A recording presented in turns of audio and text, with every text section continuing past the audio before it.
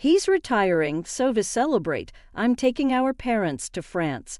Starting today, I'm borrowing your platinum card for the trip. We're going to enjoy ourselves using your credit card. What a trip. What are you talking about? Exactly what I said. No, I don't understand what you mean by exactly what I said. Please explain. We need to hurry. I understand. We'll leave soon. Sorry, I have to go now. I'll hear the details when I get back. Just one thing, though, the credit card won't work. Huh. My husband Parker took my credit card to take our parents on a trip. I've put up with a lot from Parker, but this seems like the perfect chance. I'm going to make sure Parker learns a lesson. When he returns from the trip, he'll have some big regrets. I'm Lee, a 32-year-old employee at a major company. After graduating from a top university, I landed a great job and have been doing well. Even though I'm only 32, I make enough money to support Parker, who doesn't work, and a child if we had one. But that's just a possibility. We've been married for 2 years and don't have kids yet, though we're thinking about it. Despite having a good job and income, I'm not happy with my new life. The part about having a child is just an idea, but Parker not working is real. I'm not hungry for dinner because I had snacks. That's fine, but what about your job search? I didn't go for an interview today. I just stayed home looking at job websites. Parker quit his job a year ago and has been looking for work since then. Actually, he's been doing part-time jobs but doesn't keep them for long. He starts a job, quits shortly after, relaxes for a while, then looks for another part-time job. You're looking at part-time jobs again, aren't you? I'm looking at both full-time and part-time. Why don't you stop looking for part-time jobs and focus on finding a full-time position? I know, but there is a right time for everything. I wish Parker would find a steady job, but there's a reason he can't be pushed too hard. He quit his last job because of a conflict over work policies with his boss. That boss was notoriously difficult. Parker stood up to him as the office representative with his colleagues' support. But when the conflict escalated, his colleagues sided with the boss, not Parker. As a result, Parker lost his boss's approval, felt betrayed by his colleagues, and found it hard to stay, so he left the company. Parker, dinner's ready. Can you bring it here? After quitting his job, Parker became withdrawn, staying in his room. After about 2 weeks, he began to come out and help with household chores. I'll do the dishes. Really? Thanks. Then it's all yours. Yeah, I've got plenty of time, Parker joked, but his smile didn't seem genuine. Yet another 2 weeks later, he started looking for a new job. I have an interview today. Is it your top choice? Yeah, I'm going to nail this one and make a fresh start. I'm rooting for you. Do your best. A month after quitting his job, Parker started looking for work more seriously. But even after another month, he couldn't find a job. Why do they keep rejecting me? It's all because of my last company. Don't lose heart. You'll find something good. Of course, I'm frustrated. I didn't do anything wrong. Parker may not be completely blameless, but what happened at his previous job wasn't entirely his fault either. However, quitting due to interpersonal issues doesn't impress potential employers. It feels like nothing I do is right anymore. That's not true. You have an interview tomorrow. Let's update your resume. It's pointless. I'm not going to that interview. Repeated rejections took a toll on Parker, and eventually he became defiant. One day I returned home to find torn-up resumes scattered on the living room floor. Knowing his interview hadn't gone well, carefully choosing my words, I said, "Can you throw that trash in the bin?" I'm done. Done with what? Job hunting. We can manage on Leila's income, right? I don't mean to work. It was true. We could get by on my salary alone. Some people choose not to work and excel as full-time homemakers, but that wasn't Parker's situation. He seemed to be avoiding reality. Understanding his reluctance after his rough experience at his last job and the fruitless job search, I decided to be patient with him. For a while, Parker, you still haven't found a job. What's your plan? I've worked hard in the past. This is just a long break. I'm not just sitting around. I'm preparing for the future. That's good to hear. Living near my in-laws, Parker's mom, Miela, and dad, Nicholas, started visiting us more after he quit his job. They were probably worried about him. When they heard Parker was preparing for his next job, they seemed relieved, but that was far from the truth. The beer's running out today. Can you grab some on your way home? It's running out again. You drink too much. Try to cut back a bit. Fine, I won't ask again. I'll get it myself. Parker wasn't studying or job hunting. He spent his days watching TV and drinking beer. He probably didn't want others to know he was unemployed. I decided not to tell my in-laws the truth to spare Parker's feelings, even though he hadn't looked for a job in over 3 months. Finally, I decided to bring it up. Parker, maybe it's time to start job hunting again. You seem more settled now. What? It's only been 6 months since my last job. You want me to work again after what happened? I just think the break has been quite long.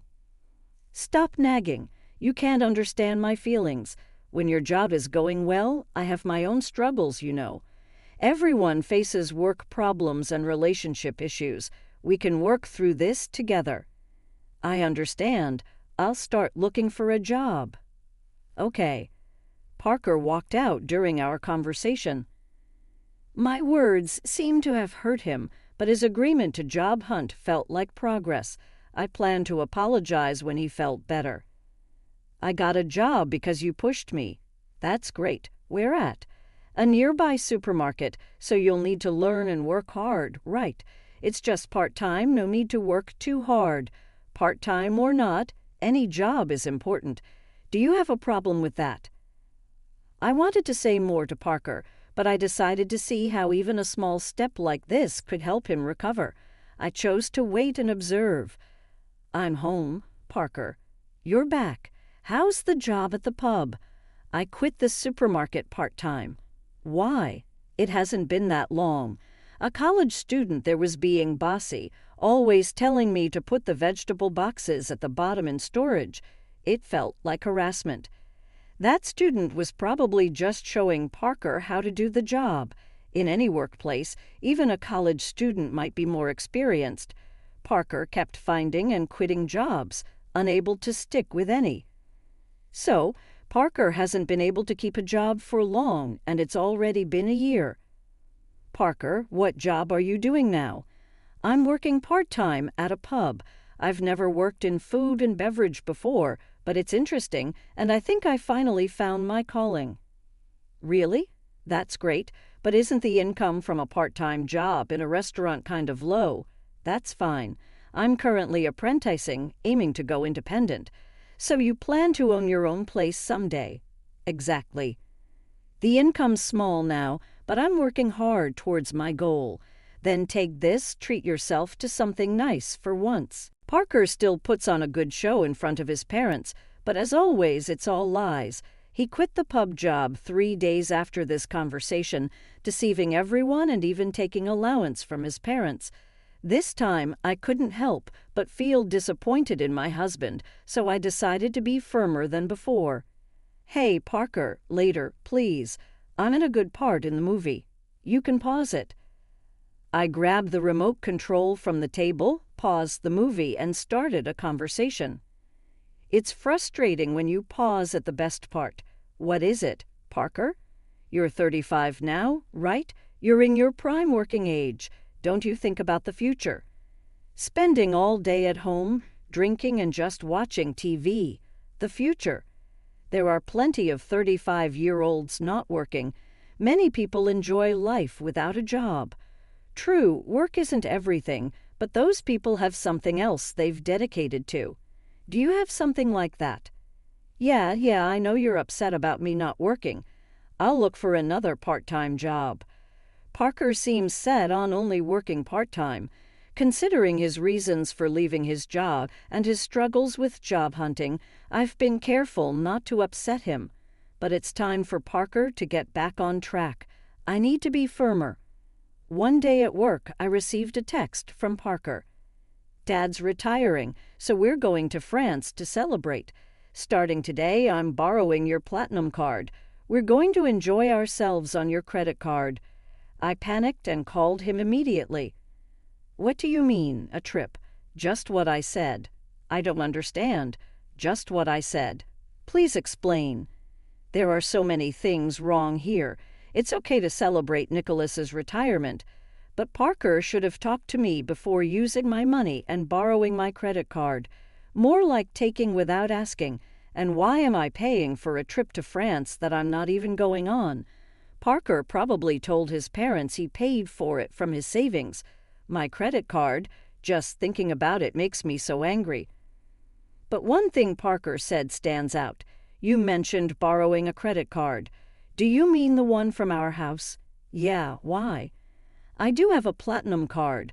Some people think you need a high income for it, but that's not true.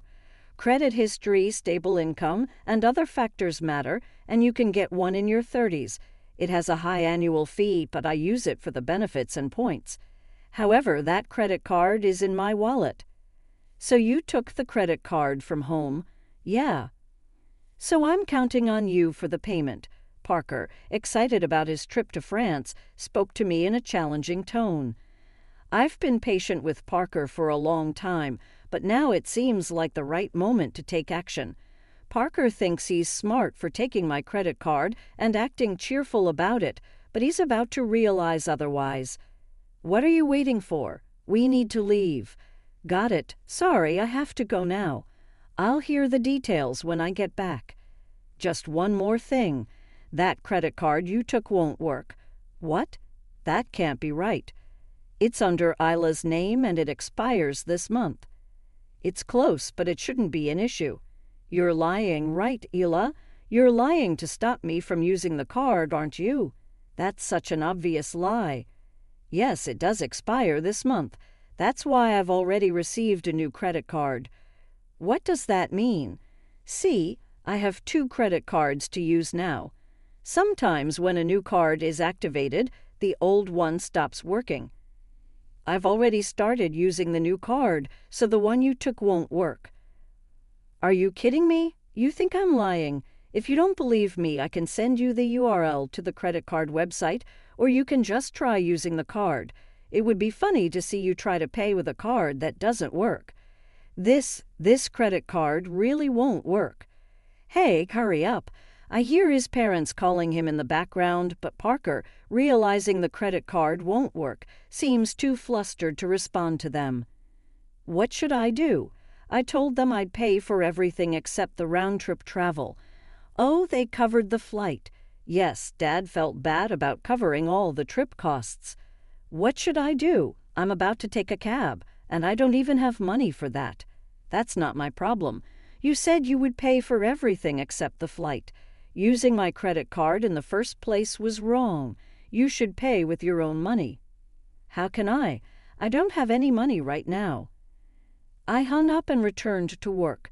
Parker, unable to pay for even the cab, would have to come clean with his parents that evening. After I finished work, I received a call from Miela. I heard from Parker. He tried to use your credit card and lied about working. I'm sorry for the trouble. No, don't apologize, Miela. I'm sorry for the inconvenience with the credit card. Are you okay with the money? We'll cover the cost of this trip. When we return, I'll make sure Parker apologizes and starts looking for a job immediately. I'm sorry, Miela, but I'm considering divorcing Parker. Divorce because of this, it's part of it. Parker has been taking money from me for a while. When I stopped giving Parker money to limit his drinking, he got a part-time job and started buying his own alcohol. But his part-time salary wouldn't cover daily drinking. Parker was taking money from my wallet to buy alcohol. He repeatedly took amounts ranging from $4 to $40 over a year. The total became significant. I hadn't been tough on Parker, hoping he would change. But when he took my credit card for his trip, it wasn't just about $42 anymore. This increase in what he took made me believe he had no intention of changing. I understand. Should I inform Parker about the divorce? Could you just tell him I want a divorce? We'll discuss the rest when he gets home. About an hour later the next morning, after my conversation with Mila, Parker called. He must have learned about the divorce from Mila, though I had asked her to wait until he returned to discuss it. Feeling drained, I chose not to answer his call. When I returned home from work that evening, I found Parker already there. He had cut his trip short. I'll start working seriously now.